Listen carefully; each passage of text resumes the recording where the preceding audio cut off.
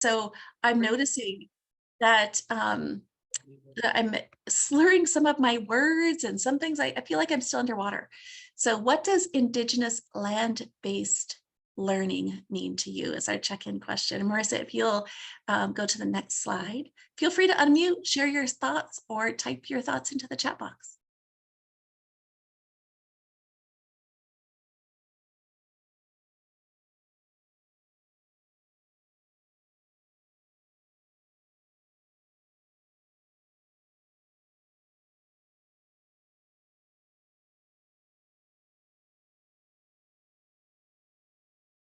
I know you all have ideas about this because I've heard some of them. I've seen some of what you're doing. Anything you want to share about land-based learning? Oh, thanks, Lori. She says the concept is new. She's eager to learn about it. So one thing that I want to share, my name is Jolene Whipple, and I work for our Round Valley Indian Tribes Child Care Program. And one of the things that I really love about Indigenous land-based is really connecting with not only Mother Earth, but the children, and teaching the children how we connect like that. So in many different ways, like we have a little small garden area, which we grow our sage and stuff. And so for us, we're teaching them that, but like out there, it's learning how to connect. How do we control us of respecting Mother Earth and all that she gives, and tell the story about that, of what she gives and how it works, and learning to, like, sometimes, our kids we're in a classroom and we're just, and so we'll go outside and like, we teach our kids how to just ground ourselves to Mother. Can we step on her quietly? Can we walk upon her in a good way? Can we touch her and thank her for letting us, our trees to grow, to give life, for the weeds even that we have. And so really, we like to, our teachers and myself, we just like to sometimes, like, when you have a rough day, okay, now we need to come out and just, we get out there and we start screaming and hollering and we hear our kids, right? But we're also teaching them how we can just love upon Mother Earth and thank her for her medicine that she is giving us and providing for us. And we get to be thankful that we get to walk upon her and share that and connect with her, so that we can breathe and calm down, or we can, like, even be excited, but like we talk about it. And it's amazing how the children get connected with it when you bring it to their attention. Joe, thank you. That was beautiful. Thank you. As you were speaking, a bird landed on the tree that's right in front of my window, and all kinds of thoughts came to me about land-based learning and that bird and the tree and the snow that is outside. So anybody else want to share? Yeah. Well, that's all right. We'll keep going. And so our objectives for today, we want to share those with you. We really have one main objective. We have two guest speakers. So Kim Nall will share her experiences about land-based learning. And our goal is to really cultivate a curiosity about the respectful, reciprocal relationship between Indigenous ways of knowing, being, and belonging, and how we think about and approach curricula for young children in our early learning systems and land-based experiences. And so now I'm going to turn this over to Eva, who will introduce Joe and Kim to all of you, and we'll get started. Thank you all for being here. Thank you. Hi, everybody. I'm not seeing my video, but that's okay. Let's move on. You just now met Joe and heard a little bit of her wisdom. I'm going to read some of the words on this, but then I'm going to tell you really who Jolene really is. She is an enrolled member of the Sherwood Band of Pomo Indians, and my understanding that's part of Round Valley. That is, I don't know, is it a consortium or is it just multiple tribes that work together? It's multiple tribes. 7 tribes were herded in together on the Round Valley land, and so they're all pulled in together. So we represent 7. Okay, all right. Well, she's I happen to be on her Facebook page, and she is the ultimate proud mother, grandmother, and auntie. I feel like I know all of her kids and cousins and everybody by now. It's beautiful to watch her talk about her family. She's also on the board of directors and is the culture chair for the Tribal Child Care Association of California. You're going to hear more about that from Kim today. It's just been an unbelievable thing to watch as it has evolved. And so you're going to learn a little bit about that. Joe was a key funder of that with over 25 years working in Round Valley tribes, CCDF director, just many years at the forefront of the efforts to create a more equitable landscape for early learning and care in her community. And what I really want to say about Joe is back when I was a TA specialist for childcare, we did a lot of training in Indian country, and Joe was in a lot of the sessions that I did. And you know how you're always just a little bit nervous when you're starting a presentation, and I would look out there at Joe and see her face, and all of a sudden I could get real comfortable. And she was always just that person. She gives the best hugs you've ever had in your entire life. So I couldn't wait to see her at a meeting or a conference or something, knowing that I would get one of those hugs. But just on a real personal level, I don't know that I've said this publicly, but I was having a hard time in my life. I had lost my partner, Carl, and was on a call with Joe. She was going to be doing some work for the Build Association, and she stopped our call and had a blessing and words of wisdom for me as I started to move into a world without my partner. And I will never, ever forget it, Joe. It was just wonderful. So I'm going to turn it over to Joe, and she's going to give us a welcome prayer and song and get us started with the right intention today. All So right. Joe. Thank you, Eva, for your beautiful words and for your sharing. Uh-oh, we've got a echo. Maybe let me try muting. Okay, can you guys hear me? Yes, that's perfect. Okay. I can still hear echoing. Oops, no, it's not. Let's see what else.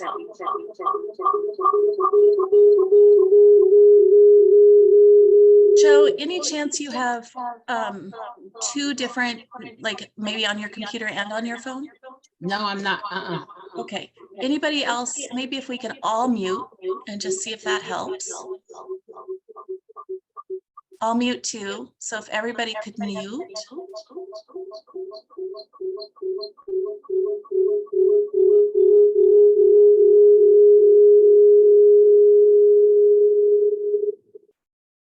There. All right. Well, you know, that's how it works. Everybody, they're welcoming in the spirit of we're gonna honor this good medicine. So thank you, Eva, for the beautiful words. Thank you. I refer to us whenever I speak as we're all relatives, you know, and we come in this good way. So you did hear a little bit about me. I also I sit on our culture committee as the chair for our Tribal Child Care Association of California. It has always been in our hearts to open up in a good way. And so I just wanted you guys to, you know, we get busy in our day and it's just like boom, boom, boom, and we're going fast. So I just want to ask everyone just to take a moment to honor yourself. Here's some sage. I just want you guys to embrace it. If you don't know what it is, it's sage. We use it to cleanse ourselves, just to purify ourselves and come in a good ways. You know, we're asking all the negative to leave and just honor ourselves, you know, touch our heart, you know, just take those, take even 4 deep breaths, just in, out. Let things go that don't serve us purpose today. And I'm going to open up in prayer and I'm going to offer a song. And the song that I'm going to offer today is the 4 directions. And I offer this song because every one of us are coming in those 4 directions. And we want to honor each and every one of you. Thank you for being on this call today and taking the time, because we know how busy everyone is. And so we really honor that you're here and you're present, and we just want to thank you. So I know my camera's kind of messed up. I got a new computer thing, but I'm going to stand. I'm going to do opening prayer, and I'm going to ask for all the ones that can stand. Will you stand with me? And we're going to picture ourselves in a circle. And so that we're all in a circle. And when we're in the circle, we stand together. We're not in front of each other. We're not behind each other. We're all together, so we connect. And that's how strongly we connect in that circle, to inspire one another, to empower one another, and to be there for one another. It's really important that we do that. And with this song, I like to think about everybody coming in. We're opening up those 4 directions. But also, I love to see the water. So when we stand in the circle, we're standing and that water is going to start flowing. And all the work that we do is flowing. It continues to, every one of you brings something to share and to honor and do the work that you've been asked to do. And you do that greatly. We honor that. We honor that. We honor your strength. We honor the things that you bring for us to even be stronger. We're not better than anybody. We're just stronger together. And when I get done singing this song, if you can turn around 4 times, we're just saying thank you for opening it up in this good way with this medicine. If it's only, don't make yourself dizzy, but if it's 1 turn, let it be 1 turn. If it's 2, it's okay. All right, but I'm going to open up in this prayer. Grandfather Creator, we thank you for today. We thank you for our life. We thank you for our breath. We thank you for our walk. Grandfather Creator, for all of our relatives coming in today to be on this Zoom, Grandfather Creator, give us the vision, give us the strength, give us the guidance, and give us the wisdom, Grandfather Creator, to continue to do the work that we do for our children, for our families, and for our communities, Grandfather Creator. Grandfather Creator, may all the women on this call, Grandfather Creator, know their worth, know their strength, and know their healing. Each of us go through things, Grandfather Creator. Just ask for healing for them today, Grandfather Creator. And as the water comes in, Grandfather Creator, let things go that don't serve purpose. Replenish it with that love, that kindness, that gentle touch, Grandfather Creator. Just like our grandma's hands.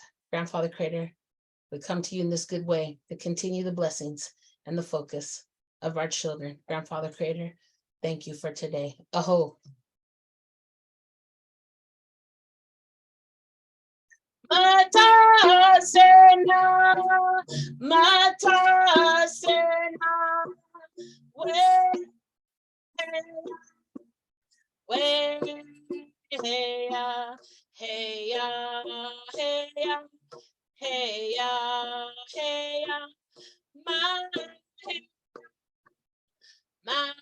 Matasena, Matasena, heya, heya, heya, heya, heya, heyo, heyo, Matasena, Matasena, heya, heya, heya, heya, heya,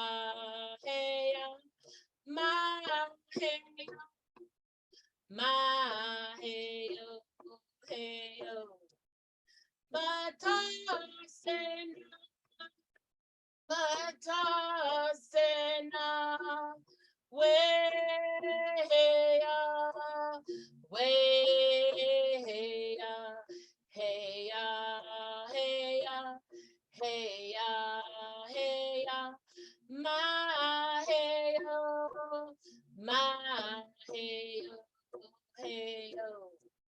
Oh, that just means thank you. Thank you, everybody. Oh, sorry. Told you guys to turn around and I for a while. Don't make yourself dizzy, even if it's 1. We're just giving thanks. Oh, thank you. Thank you so much, Joe. Thank you, Joe, for getting us started in such a meaningful way, an inspirational way. I just want to do a quick check-in before we turn it over to Kim to see if other people, Carla, I see that you're having problems with the mic and still hearing it. Is anybody else? It cleared up. It cleared up? Okay. Yeah. Okay, good. I, for some problem, some reason, having my camera come on, unless I'm just not seeing it, but it's not about me anyway. It's about Kim and Joe and all of those who have volunteered their time to come and talk with us today. So if we can go to the next slide. Thanks again, Joe. I know you need to hop off, but thank you for giving us this time. I really appreciate it. Thank you. All right. So Kim Knoll, I bet a lot of you know Kim. Kim's been around for quite a while as the director of CCCF Center in Colusa Indian Community Council in California. She's the co-founder and executive director of the Tribal Child Care Association of California. And I just wish you could have seen the development of this Tribal Child Care Association and how it has been recognized by the state department there in California.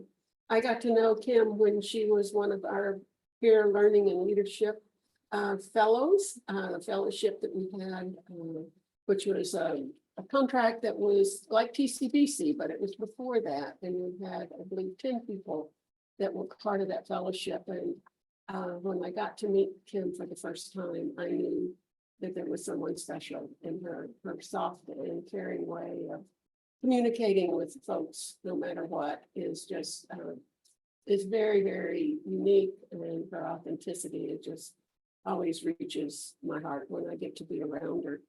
She's done so many different things. She's been on the board and the director, the chair of the Tribal Child Care Association, been on the board for many years. She's a member of the Tribal Early Childhood Research Center Steering Committee. She's been on the World Forum Foundation, global leader. I mean, I guess I can just go on and on. She's a commissioner and past president of First Five California, which is a big deal, a big statewide initiative. So with that, I'll turn it over to you, Kim, and we're just so honored to have both of you and Joe, to lead us through this presentation. And as Lori said, we're here to learn. So I'll give it to you, Kim. Thank you, Eva. I would not want anybody else to introduce me. Thank you. I've known Eva, as she said, for a very long time. Very special person to me, as is Joe. Joe, thank you for your beautiful prayer and opening. And I understand if you need to leave, we won't hold it against you, and just leave when you need to. So yeah. Gosh, I've been in this field since 1988, if you can believe that. I have been in every role that you can imagine in childcare and development. I started out in '88 as an assistant teacher. I was very young, not about a year or two out, graduated from high school and figuring out my path. And I had family friends that opened up a preschool in my community. And I decided that I would go to work for them as an assistant teacher because they asked. And at that time, I was really trying to figure out how I was going to work and go to school at the same time. So I ended up taking night classes to work on my degree. In that same center that I started in '88, I moved back to Colusa County in '92. And I got married. My husband was a farmer, and I bought the same preschool and opened that preschool myself. So I kept that for, 8 to 10 years, closed it because my children were school aged. And the reason why I opened the center was so that I could have something to give back to the community, a career, and be with my children. So we ended up selling the school. And my partner and co-owner of the school is a descendant from the Colusa Indian Community Council. And she she recommended that I come on as a consultant in 2003 at Calusa Indian Community. So I stayed at Calusa Indian Community until last year. And that is my heart and soul, so much of my work and my love, and where advocacy began for me. Next slide, please. So I know that you all know my name's Kim Nall, and I'm the speaker today, but I've also been, I was the chair for the National Indian Child Care Association, as well as the secretary. And Eva told you a lot of the other things I was doing, but I really had a really big conversation with Joe and with Dion Wood from the Crook tribe, which is far north, almost to Oregon.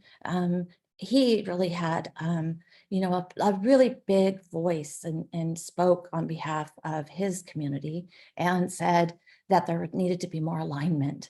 So that's kind of, we'll tell you a little bit about our story, how it got started with TCCAC, and then we'll go into the lessons that we've learned from hands-on approaches in our own programs and how we've seen the benefits and success. So today we're going to be talking to you about culture and nature and how it is related to land-based learning in early childhood. Next slide, please. So before Joe jumps off, I want to be able to just do a little bit of a background, but let her share her voice because I think this is really near and dear to her heart as well. But the Tribal Child Care Association was founded in 2006 officially, and that was founded out of the necessity of voices to be brought together and to be able to advocate on behalf of tribal childcare and early learning in the state of California. For those of you that remember when the Race to the Top funds came to the states to develop QRIS systems, in California, it was done through regions, which were basically landed at the county level that had already started and were implementing or about to implement a quality rating and improvement system.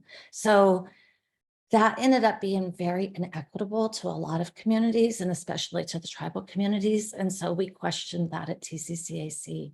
And because of that questioning, there was an opportunity for us to come together with help from the Office of Child Care at Region 9 to meet with the state and to have conversations and to also figure out ways to better align systems, including funding, opportunities, training, technical assistance, and just the initiatives in the state that were CCDF funded at the state level. Before I jump into anything else, Joe, I wanted to add your vision because I know your vision is very, very key and important to this first step that we took. So along with what Kim just was saying, we also really, as tribes, came together and we really wanted to, you know, focus on culture and, you know, being from California and really honoring each of our tribes. In the beginning, people thought that, you know, it was once said that if they talked to one Indian that represented all tribes. No, we're all unique in our own tribes. And so in doing that, it was really a focus of us of honoring every tribe. And so, you know, in the long run, you know, we look back of when we first started and our ideas and all the things that we went through. And believe me, we've done backflips in our river, you know, trying to get everything afloat and keep flowing. And we'd run into, you know, these hurdles. But and the one thing that we all focused on was the vision for our children and honoring them in our culture and never stopping with that. And so with that, you know, just like today, one of the things was that we always open up in a good way. We come in a good way, you know, and we focus on that and we don't stop with it. We continue to strive for that. And that was our full focus of starting when we looked at this. And then for our children, what did that mean for our children in our programs? What did it mean for our providers? What did it mean for TCCAC to be able to lead that and, you know, have tribes support it? Because, you know, like I said, every tribe's unique and, you know, every tribe doesn't have the same vision or, you know, because they know their communities. Every community is different. Every program is different. And so when we came together, we had We had quite a few, but we didn't have all tribes from California. We had a lot of more northern than southern, and so once we started, doing that, we started to reach out and really just kept the focus of what we see in our children, our families, what we needed to do and support them, and really put this solidly into our walk of our life and our focus and our vision for TCCAC. And so with that, that's what's held us very strongly with our culture and honoring our tribes and honoring our children. And we've never lost that focus. And I really feel that that is the heartbeat of what we really focus on outside of all of the things that come in. I mean, we've been very blessed. We've been very blessed, but we've also stayed very strong in our culture with our tribes and our children. And so that's just one of the things. I know Kim's going to go on, but that's one thing I wanted to share because it's one thing from our heart that we don't ever not acknowledge. And so, I think we've done a lot of, we've invited a lot of people, and I hear a lot of things when they come. They're like, we've never been to a meeting like this, or we've never been to anything like this. But it's really just us being who we are and, coming from our heart and sharing, and that's what we want to do. We want to know that, when we say family, we're family. We're a family. We don't consider ourselves anything else. We're all families coming in. And just like today, this is another network of beautiful people doing beautiful jobs, and we become family, and it's a beautiful thing. And we don't take that for granted. And we don't just put it on the side either. We're like, okay, how do we connect? And our biggest thing too is connection. How do we connect? Because we know in a world that we're getting to be so disconnected, how do we stay connected? How do we stay strong? And how do we keep moving forward in the things and keep looking for things to support it, So really, I have to say that TCCAC really focuses on that, and they really do continue to honor that. And that is one thing that I want to share about us. Thank you so much, Joe. As you can see, Joe has a lot of passion. I'm not going to read all of these slides to you, so I'm going to go ahead and move us forward so that there's some more plans for you guys to meet and connect after these slides. So let's go and talk about a little bit about how all of that led to the opportunity for TCCAC to have access to state dollars. It didn't happen overnight. It took many years. We created our own tribal child care quality improvement system.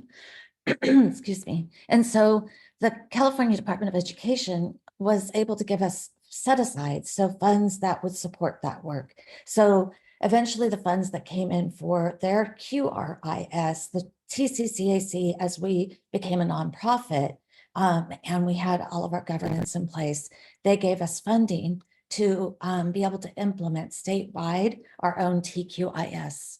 Next slide, please. And then we also created training and resources that support CCDF required health and safety, with a lot of different opportunities to support our workforce grant, which we also have a workforce grant with TCCAC. Next slide, please. And we include the importance of the tribal voice visits. The tribal community voice visits started with an initiative that we did with the Robert Wood Johnson Foundation, funded through BUILD, that we did through Project Hope. And TCCAC, along with CDE, was awarded one of just very few states, one of 3 in California, that was able to implement a really organically put together tribal voice approach to our North Star that started a lot of our funding. And the importance of that gathering of the information in respectful ways and listening was a part of the work that we do. Next slide, please. So also the importance was just the networking and bringing in the opportunities to build relationships and foster existing ones that we already had. And what we found when we first came together is that even the tribal CCDF administrators in the room didn't talk to each other. But after a couple of years, everybody, we had to end up making it one big table because everybody was just like wanting to connect so much. And it's such a beautiful thing. And that is even including our state partners. So our federal, state, and tribal partners have found better ways to collaborate, share resources, and align systems at the local level. Next slide, please. So what we're going to talk today about is really about how we can take that opportunity that we have with all of the different funding resources, the initiatives, the collaboration, the state and tribal alignment, and the federal recognition of how important it is, and how we can really support some of our curricula approach around land-based learning. And this, what you're looking at right now, which I'll talk to a little bit more, on the left-hand side with the playground or the outdoor space. When I worked at Calusa Indian Community Council, I was able to write for a grant that provided through the Early Head Start Childcare Partnership us to be able to implement a nature-based outdoor classroom or playground that supported infants and toddlers. So that is the outdoor classroom.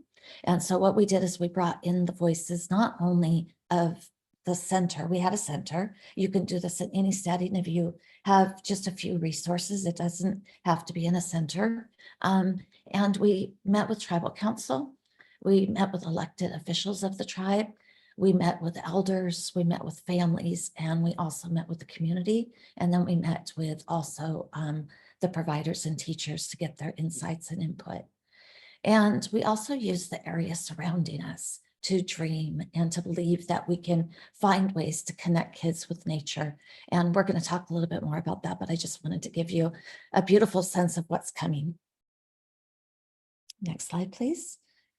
So how can we support our environmental teaching? And that's a lot of what Joe just spoke about. The belief in everything matters. Everything has their own spirit, and everything is connected to us as humans and to what it is that we are doing every day, and how that love of our environment passes on the love to our children in the future. Next slide, please. So when we look at nature spirits and what has held Native people stronger and connected to their surroundings, and how can we implement that in everything we do? How can we help our children feel more at balance? And how can we help parents feel that their children are learning the values and the important information that their ancestors held? And how can we do that with the land and the environments that we have around us, and respecting that and the land that's being used? Next slide, please. So raising children, of course, is seen as the whole tribe's responsibility. So active participation is extended to family members in the program that I've done and in the training that we've done. We always recommend that it's extended beyond if you have a center or you have a family child care home, or even if you have a relative provider, that responsibility is extended to everybody. We also ask that, we include and ask for knowledge and the elders to help us in thinking through what we'll teach, and to help share with their storytelling and their rich inheritance of knowledge. And then also, how are we teaching about preservation and how to protect and enhance our tribal nations and Mother Earth's natural resources? So our world needs everybody. Our world needs you. And we can all be stewards of this work and help be able to support our children as we see the increase in screen time, and how for the first time ever, when I started doing, I'm an outdoor classroom specialist. I went through the certification when I was at Hand in Hand, which was a series of like 8 classes, had to fly to Southern California for 8 weekends and do the certification. And one of the things that just still amazes me is the term nature deficit disorder.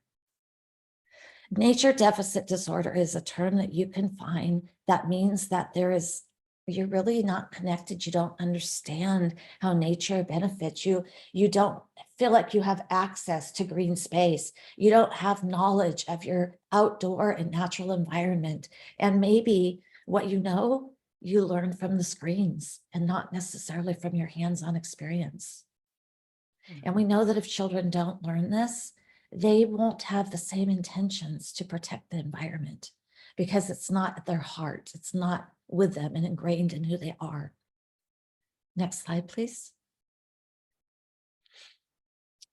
So natural outdoor classrooms can incorporate culture teaching with hands-on learning and experiences, and these environments support the expansion of nature-based learning through the entire program. So you don't even have to like write it up as a curriculum plan. It can just be a part of it, embedded in everything you do, the philosophy, if you will, of what you believe is right and what should be and must be available for children, and that's nature and outdoor space. Next slide, please. So culture and nature and tribal childcare. This is actually a photo at the center that I was director for, and this is our pre-K classroom a couple of years ago. And they did an extended project that they started, with a caterpillar, and then they watched it form into a chrysalis. And then they watched it hatch into a beautiful butterfly. And this is them releasing the butterflies into, you can't hardly see very well, but there's a dry creek bed on the other side of this where the little boy in the back, Reagan, is standing. And there's a red bud and there's sage and there's all kinds of natural elements that the butterflies will be released into, and the kids got to learn. You can see how engaged they are. And these children are fairly young. These children in this particular group most of them are 4, but there's a couple of them that are 3.5, and they are just mesmerized by this. Next slide, please. This is the space I told you about for the outdoor classroom for our toddler space. I say ours still because after 20 years, it's hard to give up the hour. They have this space now at Calusa Indian Community Council. I have such beautiful memories, and building this was a beautiful experience. The children were part of it from very step, from the beginning to the end. And so were the families, and so was the tribe. So the natural elements are really something that when you look at, what do you notice? What is it that you're seeing that's different? And if you want to add anything to the chat so I can read it out, that's great, because I want to hear from you too. What do you see? What do you see that's different than many playgrounds? And I don't have pictures of the kids, but you could see a teacher that's standing in the sidewalk, and there's a gathering area under the tree there.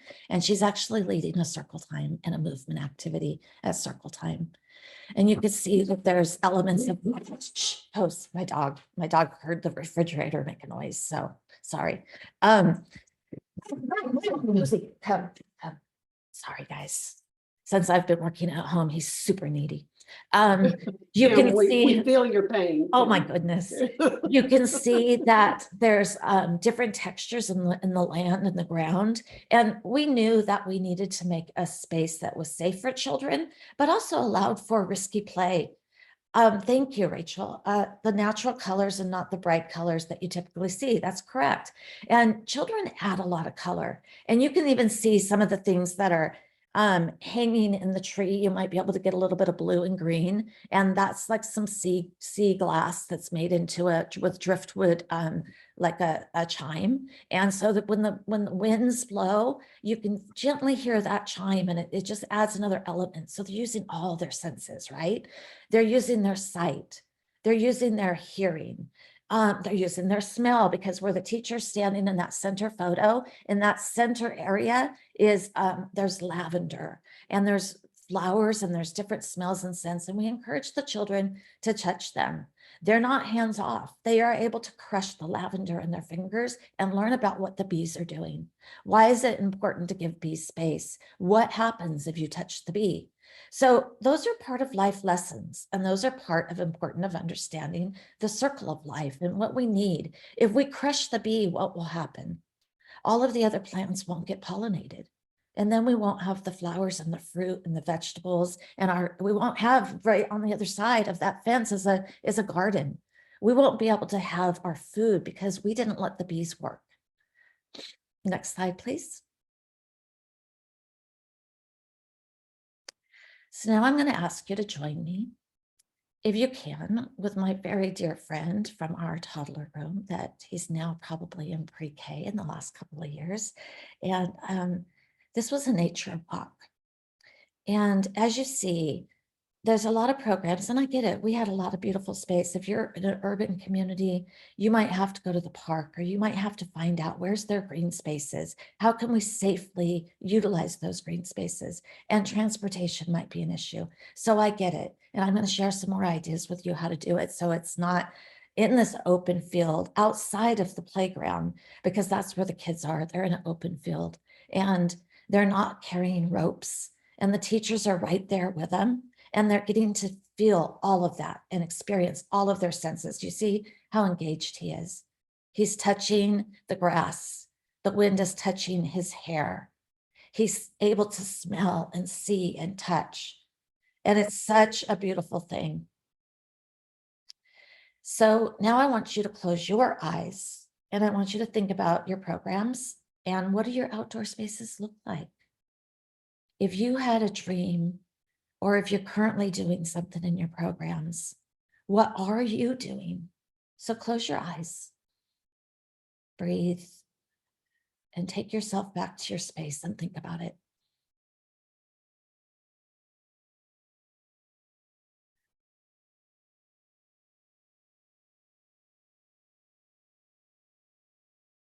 So if you think about how culture is in your programs right now, please, if you can, click on the QR code. I think we might also be putting it in the chat. Right there you go, we are on it.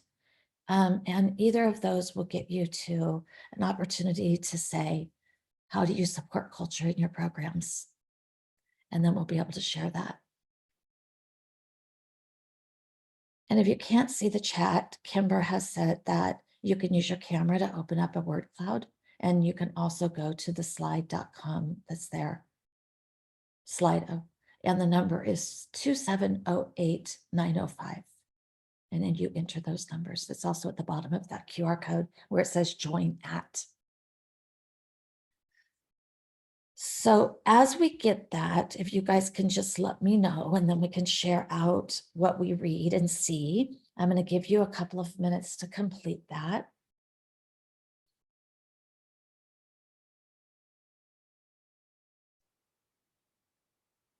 There's no right or wrong answer. If you even aren't necessarily doing anything in particular right now, you can even say what you hope to have.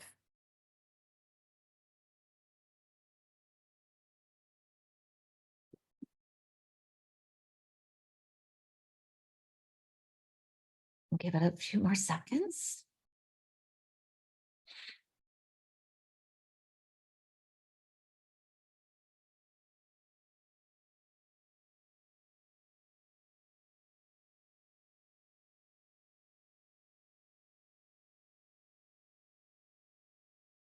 So Hannah has shared in the chat as well. Yes, thank you, Hannah. The natural play space and the outdoor area does reflect natural colors, and you're right about that. And we also had the same indoors. So the reason why is we had a real indoor-outdoor approach, and so the aesthetics are similar. So what you see outside is also very much what you see inside. So it's an extension. So we bring nature in. You might see a manzanita branch hanging from the ceiling with an art display on it.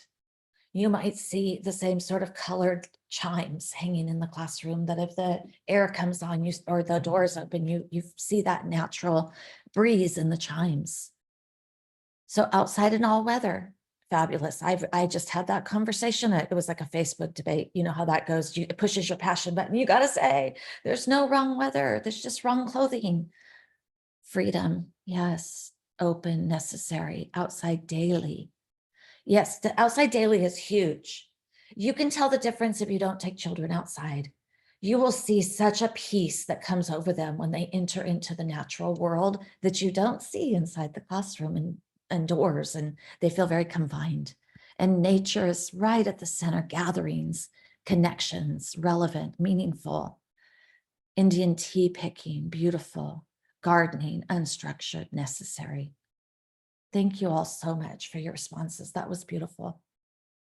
And Hannah also talked about they have a space with natural hills for kids to play on. Oh, kids love hills. And when I was a child, and you can, when you're ready, thank you, go to the next slide. We were definitely free range kids in my world. Our parents half the time, and if they knew today what we were doing, they'd probably just cringe. But again, they kicked us out. So that's kind of the way it rolled.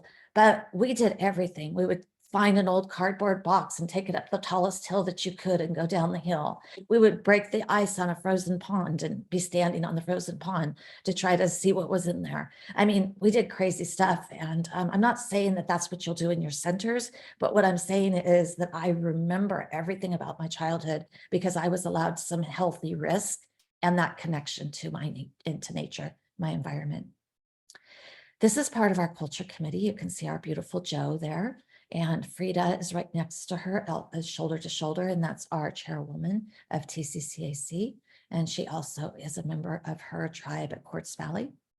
And then you see Pam Martinez, and she is Navajo, but she is living in with her husband's tribe. And Monica Calvillo, who is with the Talawadini Nation, also as part of our culture committee. And so I just wanted to ask you all, as teachers, providers, administrators, how are you bringing in family voice? And you could just put it in the chat or just write down for yourself. If this is an area that you feel you're doing well, then share with others, and we would love to hear.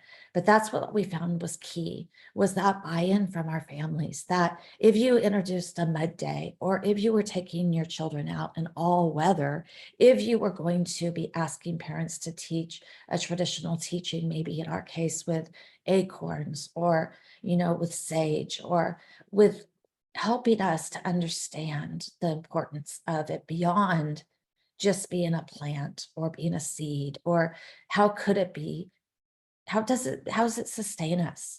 How does it help us to sustain our history and also us in our health? Like our garden, the children gardened, and we ended up doing this long activity where they went into the garden. We had chickens, they gathered the eggs, they gathered the zucchini. We had an orchard behind us, they gathered the walnuts. And one of their favorite things to do was to crack those walnuts. They were cracking them all day long. We had walnuts everywhere.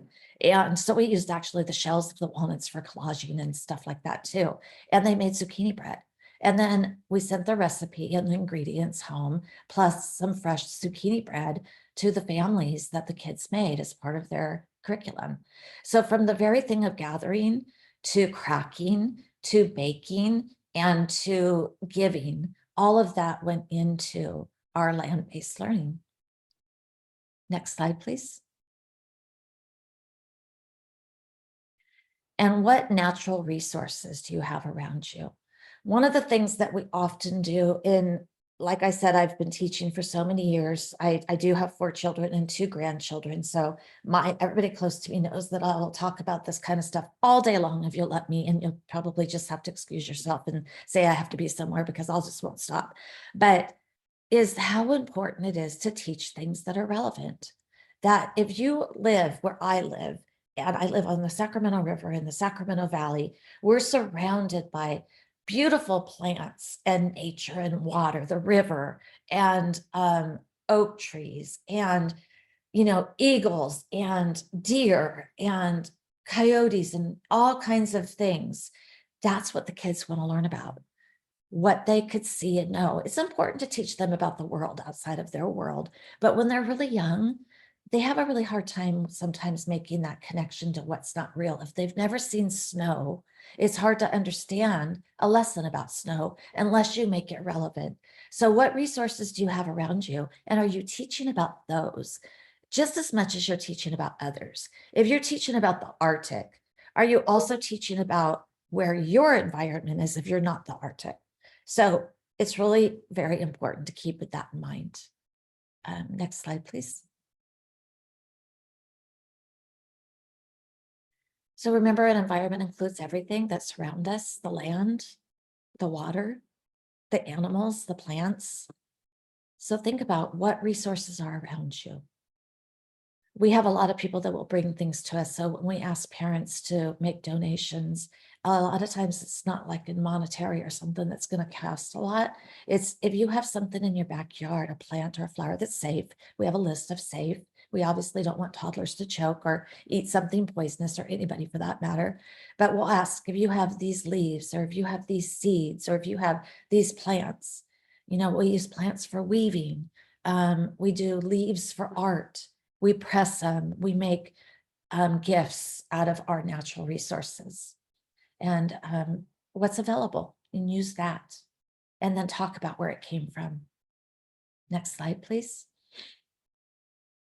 Children in action with nature. This is also at our center. You can see they're not in their playground. They're not in their space and confined fencing. Again, you may not have access to this, but this is also our classroom that I believe this is our Busy Bee classroom. This is the 3-year-olds. And this is the dry creek and a down tree. Favorite place to go.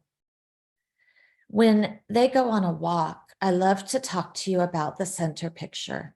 You can see so much that's happening in their growth and their development through that picture. You see the guy on the left in the green shirt, and he is having just a hard time balancing on that river rock.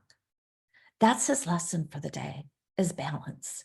He wants to so bad to get to that tree limb and to be able to climb up with his other friend way up at the top. I think that's Max up in the tree. That does not surprise me. And Max is like up in the tree. But then you have kids that are just observers. You see the other guy with the hat on the right, and he's just watching.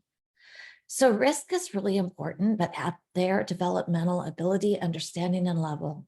If we are constantly going, or, oh, or then they take that as a, I'm not trusted to trust my own ability because I must not be safe because I'm hearing I shouldn't trust my ability. But we don't put them up in the tree. We don't put them onto the rocks. It's a matter of them when they're ready. They'll explore and they'll handle it. We might hold their hand, but what they experience in nature goes beyond just land-based learning. It goes for every domain of learning. Everything, because all of those things that they're learning with fine, development of their fingers, that's pre-writing, and all of the things with large motor development is going to support everything they do later in life and in school. Next slide, please. And yes, let them play. We had every year in June an International Mud Day, which came from the World Forum as a way to be able to have more awareness about early learning and care and the importance of it. And so this little boy, this is Zane, and Zane was immersed in the mud play. We do send out notices with the parents. We have a nature week, and so this is also part of our nature week. We invite the parents to do nature walks with us, to garden with us, to be able to come to Mud Day. And we also have little pools of mud for the kids that are not as open to sensory. Like some of them will have it with a mud bog the teachers all go into. And the kids watch it from the mud hole being dug to the water being added. It's happening for days, to the shower out of PVC pipe being built. They watch every step of it. And we ask for them to bring water shoes and a swimming suit and a towel. And then they're outdoors pretty much all day that day, except for even some of them will nap outside if they get really tired. And it's a whole day of beautiful fun. And we let the parents know, we educate them about the importance of mud and play. And it's not for everybody, but it worked at our center and we loved it. Next slide, please. I want to share just a couple of more stories before I open it up for questions, and then I'll be done, I promise. Ways that we were able to implement our garden. I wish I had a few more garden pictures, as we did a farm to table, farm to school. So what we grew in the garden became available in a farm stand for the community and for the families. So the farm stand was free. It was just there. We harvested and we put it out with paper bags. And then sometimes we did a harvest of the month. So the harvest of the month was where what we had fresh and in season, we included tastings of different recipes. And then we would take a bag to put the ingredients in it with a recipe to go home to families. We'd have tastings in the garden. So families who thought their kids would never eat a tomato got to see their kids try it in different ways. We did mapping and graphing and STEM and STEAM, and all of those things became very visible for our families. For our elders, we implemented them into the garden and creating a raised garden bed that was at a standing level. So if they had a hard time kneeling or bending over, they could either stand and be in a wheelchair and garden. And we did an elders herb garden. And so they would come on a garden day and they would do gardening with the kids. And we also had lots and lots of other things. But I just wanted to tell you that one of my absolute favorite things to talk about. And if there's anything that I can do to help or support, or you want to find out anything else, my email's here. I'm open anytime.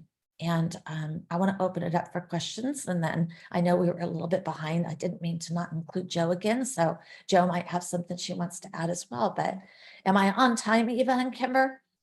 You are doing great. And we could sit here and listen to these stories all day, I swear. And I have had the privilege of touring Kim's center where she was for 20 years. And it's absolutely just like she's describing it. It was just a wonder to get to walk around and see all that they've been doing. But yeah, let's open it and see if anybody else has any questions, either about this or, you know, all of the advocacy work that the Tribal Child Care Association has. You know, that we only have a few states that have these, that where tribes have their own associations, and New Mexico has certainly come together with all the pueblos in Oklahoma.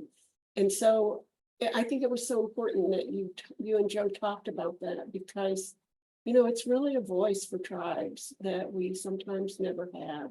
So thank you for that work, and as a model for other states and tribes that want to work together to have that.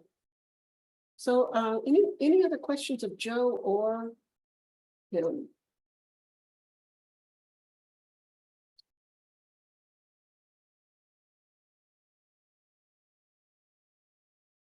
Liz, I can see you're looking. You're thinking of something. Come on, Liz. You always have something to say. I don't know how to take that. No, No, I good. love it. It's I was good. super inspired by like their outdoor area. So no, I'm fulfilled. Okay. So Some of the it was meant things- to be good. Emma, Some of I the have a things you may, question.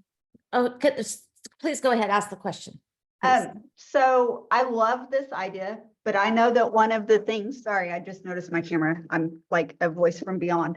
Crystal, right? Yes, so one of the things that I know I'm gonna hear when I suggest this to some of my centers is allergies to bees, and what do we do with that, and how do we keep the kids safe, and does this meet the specific guidelines? And so how did you work around that stuff? Well, the inclusion of families from the very beginning of the building and the philosophy was in place really before we even built. So they were included in the conversation prior. So even though we may have not had all of those beautiful outdoor space, we still had the same philosophy. So we started small. It became the philosophy of the center. So when parents enrolled their children in our center, they knew our philosophy. And we also, you know, we did a lot of parent cafes so that we could have conversations in a safe space where their voices were able to really talk about those concerns. You know, if you have your child and you take them to the park, it's the same as if they go to center and they're with their provider. The provider's supervision is the most important thing. And that's also a huge education piece, is getting the buy-in, and the fact that in these spaces can seem larger and sometimes, and that supervision, I mean, there's nothing that takes that place. You know, children are going to be safer in spaces where the teachers have the buy-in and they're not gathered and discussing and talking about their weekend versus talking with the children, asking open-ended questions. And a lot of times, because the children have a calming when they go outdoors and they're learning outdoors, like for instance, if you have a circle time, maybe not all the kids want to stay at circle time. So they have the option to go and do something else. You know, a forced circle time for a child that's disrupting everybody is not a good circle time. So if you have a space outdoors where the kids that are engaged in the circle time, the story time, the lesson, the small group lesson, if you will, that it's okay for another teacher to take the rest of the kids someplace else. And as far as the safety, In the wintertime, we had bought and purchased with a lot of our ARPA funds at the time, full suits, waterproof suits. So every child in the program had a waterproof suit, and we washed them at the center. Now I know that's not realistic of everybody, but they do wash off. So if you're able to, rinse them off, or maybe I'm different than a lot of people, because if I didn't have a washer and dryer at some point in time, I'd bring them home. And so we would have clean and wash suits for the kids. And then for bees are everywhere. Right. And that's an education piece of a conversation with the kids. And if you do know they have an allergy, then you have to have the plan in place for what is their plan? What is their allergy plan? And how does the parent feel safe that if they do get stung, no matter if you have an outdoor space with flowers in it or not, there's always the potential that a bee is going to be present, because that is our earth, that is our world. And I have a real problem with how we've tried so hard to make our children safe that we take the actual natural world out of their space. When in reality, that's not really the way that we can live in our life. We are always going to have dangers. How do we teach them the responsibility of keeping themselves safe? And how do we teach them the importance that there's danger in the world? Okay, thank you. Now I feel like I'm ready, because I know that comment's going to come at me. And so now I feel better Yeah. prepared with a response. So thank you. You're welcome. We were also tribally licensed, but we also had, because we had the early Head Start childcare partnership, we followed Head Start performance standards. There were big conversations in there. And I can tell you this, that maybe I'm different than everybody else, but I a lot of times read between the lines. And if it's not there in black and white, there's ways that it can be. If it's a part of your natural space and it's going to be hard to remove it, then you have to figure out how to keep something in there in your natural space that is a part of your lesson, and tell the people that are telling you about your monitoring what you're doing to keep kids safe, not them telling you how you need to take it all out and make it like this, I don't know, padded room. So if you need help with that, let me know, because I spent a lot of years on that and I always pushed back. If I got it, you have to do it this way. My answer was why. Thank you very much. You're welcome. Do you have any other questions before we go into the breakout rooms where we can really talk about this a little bit more? But while we have Kim and Joe.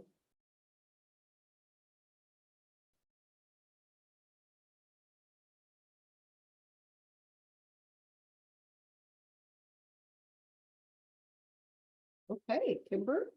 I think Okay, maybe we great. can say thank you to Kim and Jolene for taking their time, volunteering their time to do this. And we just are so very appreciative. And hopefully we'll just keep this thing going. Thank Thank you. you so much. Please send me, if you have a question for Joe, you can also send it to my email and I can forward it to her. Kim, would you put your email in the chat box? And Do you then I want me know, to, Joe? I think she did. Yeah. oh, okay. I know- put our website in there, but I'll put Joe's email. Oh, you put the website. Yeah, right. Okay, great. And then I Oh, she know, did. Thanks, Joe. that's great. I know the next slide is your resources. Did you want to say anything about those resources before we move into the breakout room, Kim? Just that there's a lot of really good information out there that if you are interested in researching this more, there are things out there that you can go to. And some of these resources are the ones that I've used in the past.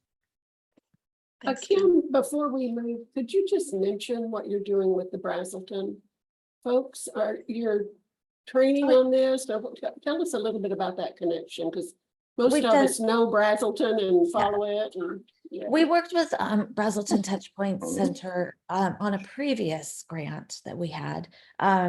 We worked with them on the journey towards healing, and then we also, that was a series of trauma-informed care with a approach to healing and how we can support early learning programs. But then that led to us just supporting a presentation on land-based learning that they were doing. So that was just kind of like a one-time thing for that. We are currently working with them, though, on a new research grant that is looking at tribal CCDF and the cost of care and the model for cost of care in alignment with the state in California. So that's another grant that we're working with them on. So we've worked with them in many, many ways, often with things that come up that we have found from our workforce pathways. Our workforce pathways, we have a grant for from California Department of Social Services to implement pathways and incentives, stipends for those that enter into the pathways for training, technical assistance, and going back to school. And we have over 200 tribal childcare participants in those pathways right now. And some of the things we did with Brazelton were a part of those pathway teaching. Thank you. I can see already we need to have you come back and talk about that. We're doing so much. I did put my website in the chat and some of the things, the initiatives and the things we're doing, plus our board of directors and lots of things, our grants are on there. So check it out. Thanks. Thank you, Kim. Thanks so much. And Kim's going to stay with us as we go into breakout rooms and return from our breakout rooms. So let's go ahead now and move to the breakout rooms. We're going to be in breakout rooms for about 10 minutes. And then Marissa will bring us back into the large group. So the breakout rooms are broken out by, we'll have Kenaitze and CTUIR with Katrina. Chickasaw and Santo Domingo will be with Althea, Seneca Nation and San Felipe with Carrie, and Gila River and BBNA with Alicia.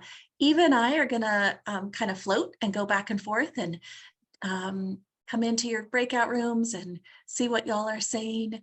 But let's go ahead and go to those now. Oh, Marissa, can you put those up for everybody?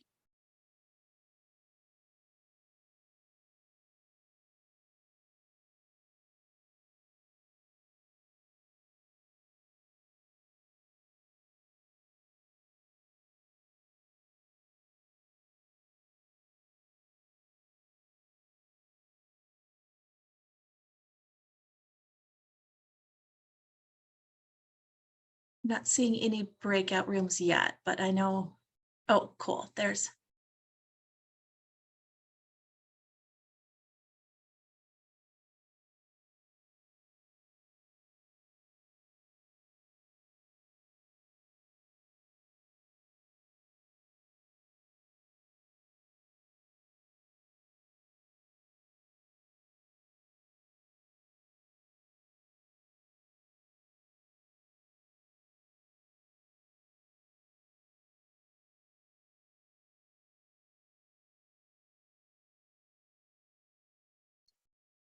While we're waiting on that, I just wanted to say thanks to all of the federal partners that are on today. That's several of you from the regional offices, and we so appreciate that. Thank you for joining us.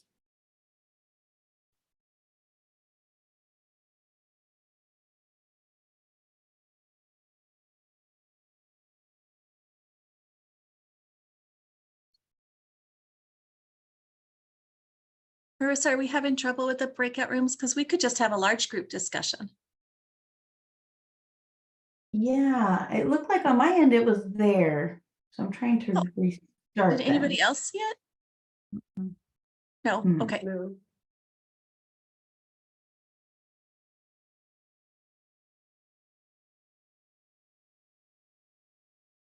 Well, I'm thinking maybe we could just have a large group discussion. I think so too. Yeah. Yeah, We let's were do only that. gonna be in the breakout rooms for about 10 minutes, and so let's just open it up. Or you go ahead, Kimber, and I'll go off here. Okay, sure. So we really just want to open it up to discussion in your thoughts about how you might use this information in your communities, in your programs. I know some of you are already doing land-based learning, and so if you would share, I know Kenaitze, CTURI, a lot of you are already doing these things. I've seen some in every one of your communities.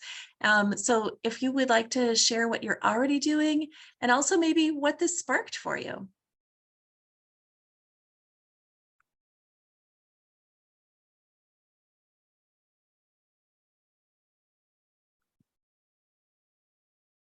Hello, this is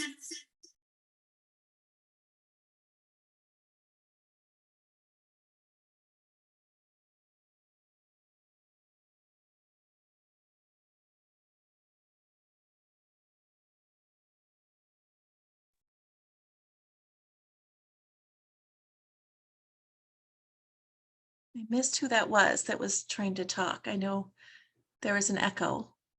Do you want to try again?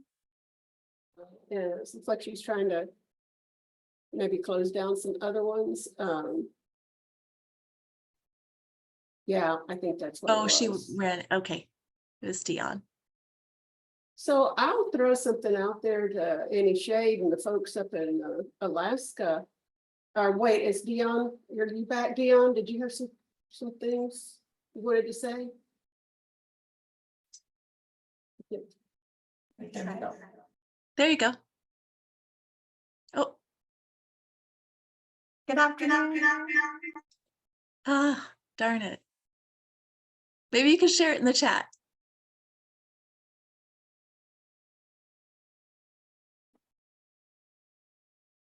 Well, I was just gonna say to Annie Shade and the group up at BBNA, what does this raise for you? I mean, how do you get kids out in the weather and, you know, in the natural environments when it's 12 below or all of the challenges you have? What does this bring up to you? Well, we don't take them out if it's 20 below or colder. That sounds good. We we really stress trying to get these guys outside every day. One of our sites doesn't have a playground at all. That's for that age group. So they do a lot of nature walks and stuff like that. But I mean, kids here have gear. They play outside. Right now it's like a skating rink. And so we've had quite a few falls in the playground. So we're trying to get some gravel out there. But I just think those natural playgrounds are so cool.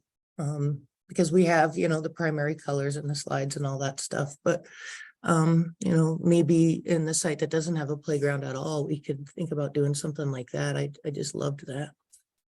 But a lot of it's going to be buried all winter in the snow. Yeah. So we do a lot of sledding.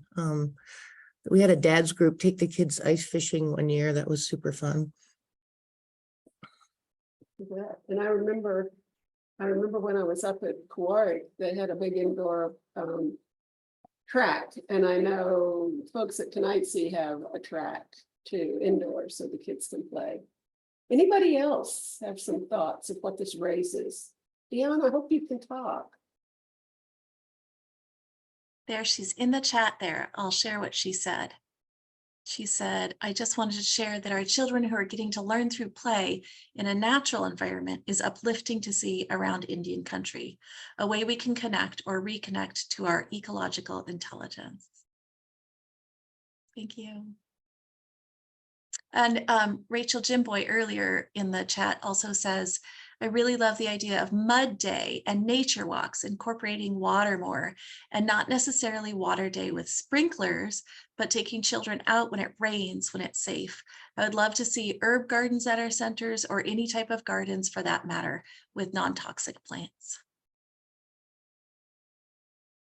I don't know if anybody from Chickasaw, I don't see Michelle, but I remember when we were there for our site visit, you guys were building a big water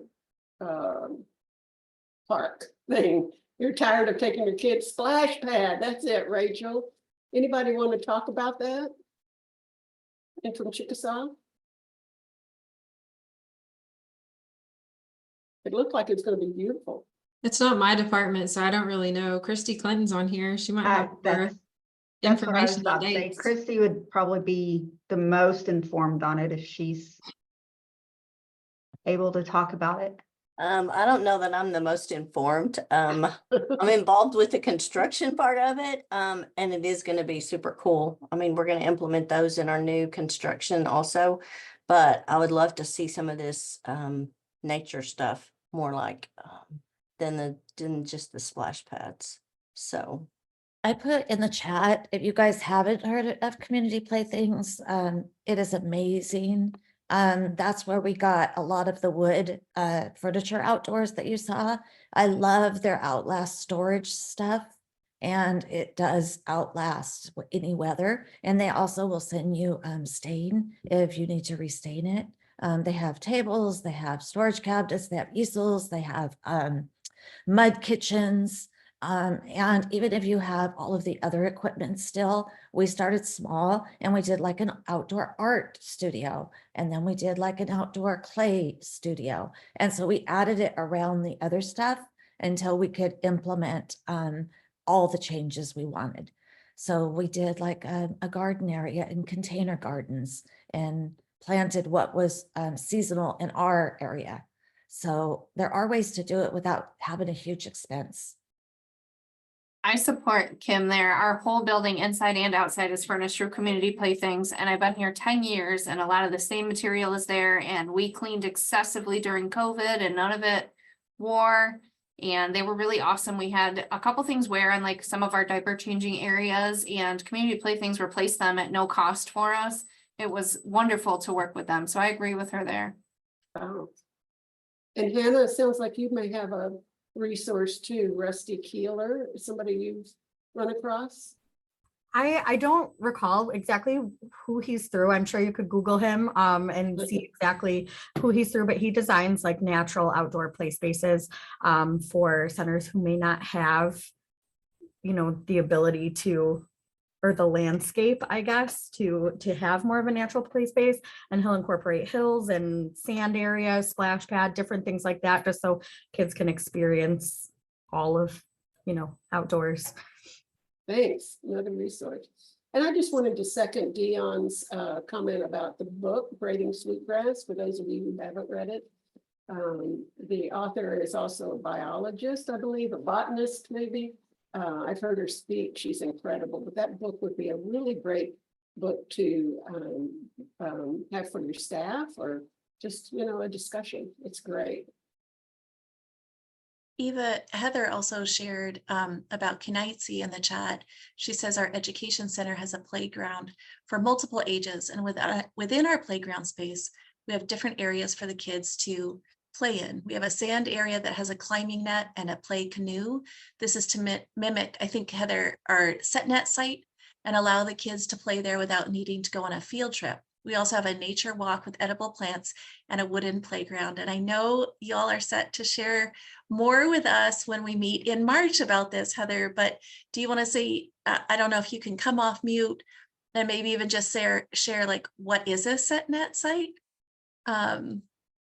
Sure. I was trying to share earlier. I kept unmuting when other people are talking, so I thought I just put it in the chat. So our SetNet site is at the beach, so kind of across town. We have a pavilion now and a processing place for the fish. And there's, I don't know if I can describe it very well, but there's a net that you set and you put out in the water and you leave it during the tides, and then when the tide changes, you go and pull the net out and all the fish are stuck in the net, and then you harvest and process the fish. So it's difficult to take our early learning kiddos there, our birth through 5 kids. So kind of in our playground area, there is the beach kind of area for them to get to experience that and play. And then our older kids do get to go to the beach and the sites during the summer. Thank you, Heather.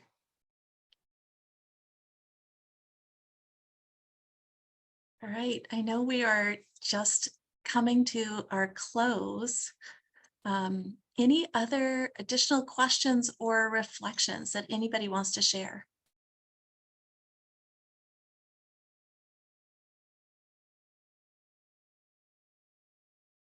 All right. Marissa, would you mind putting the slides back up and we'll share some updates.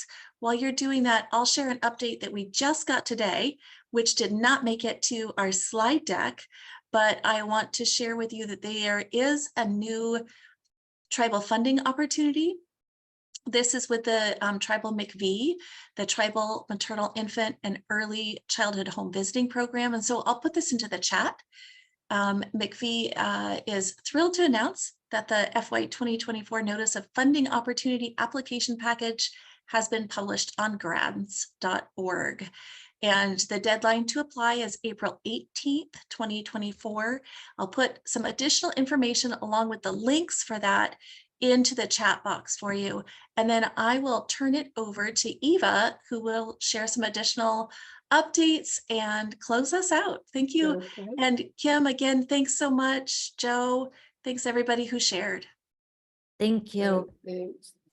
And having worked with the Tribal McGee program for the last couple of years, I really hope you can find time or the resources to write that proposal. It is one of the best projects I've worked with. The tribal home visiting is just, it really gets out to the families. So I encourage you, if you have the time and resources, to apply. So let's move to the next slide.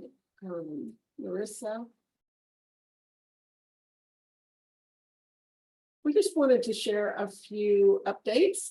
You know, we're having these calls every month and they're just so exciting for Kimber and I to get to really hear what you're doing. I told Michelle and the Chickasaw folks the other day, just tell me what you're doing so I can brag about it. And that's what we do. We do brag about it a lot. And so these are just some highlights from some of the calls we've been having. We had a great peer-to-peer collaboration call between Gila River and San Felipe.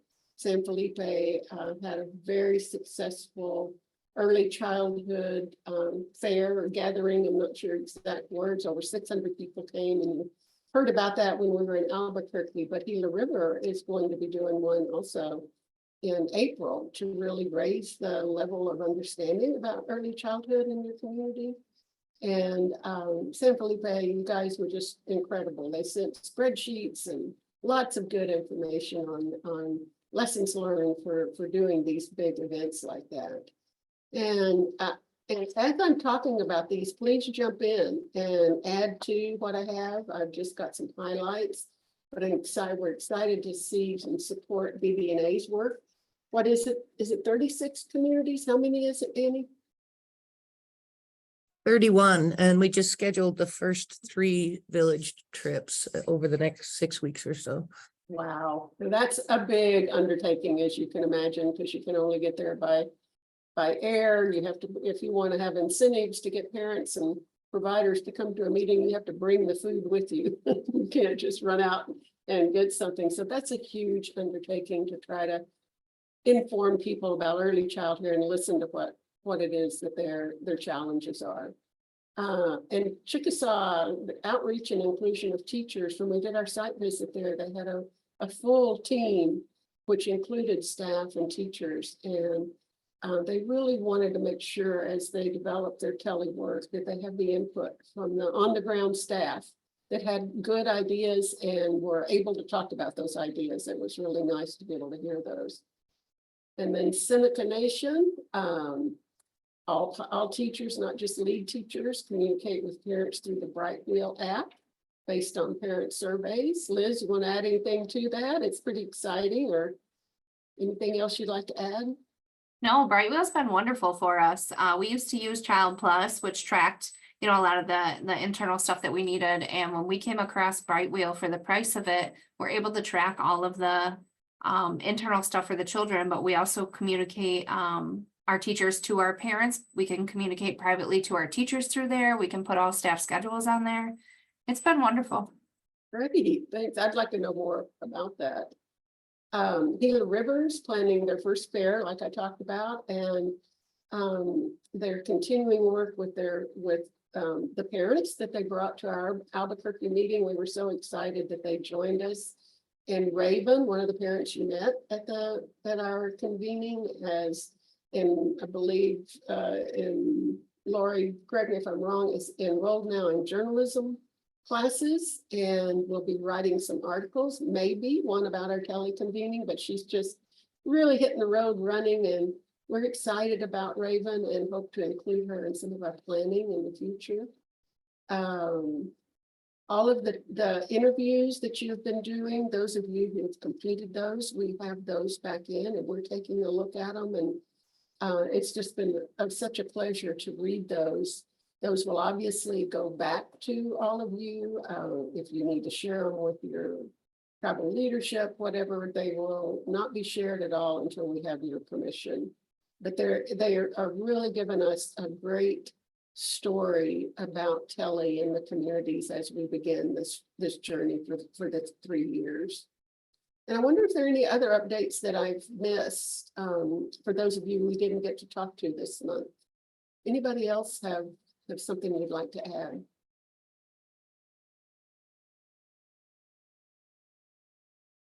For those of you we haven't talked to, we're going to be trying to schedule those. It's from what we've been told, it's they usually just last about a half an hour, but it's an opportunity to focus on TELI once a month because of all the other things you have going on, and it's a time to just look at what's happening with TELI, hear about any other national updates or anything like that. So thank you for those of you who we're getting to meet with. And Kim, thanks, obviously. Okay, next slide. I think this is it.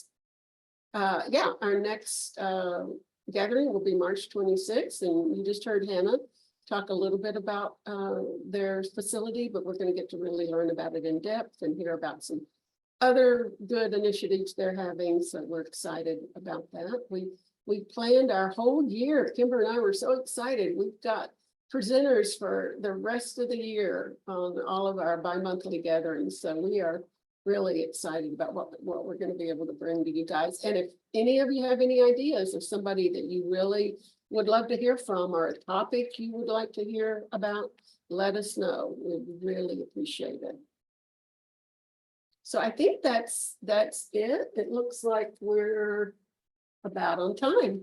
I think that's it. Thank you so much, everybody, for joining us. It's been really wonderful. Appreciate all your time. Have a fabulous day. Bye, everybody.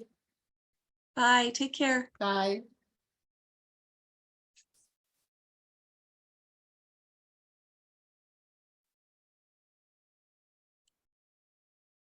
Just making sure we don't need to debrief or anything. Are we good? I think we're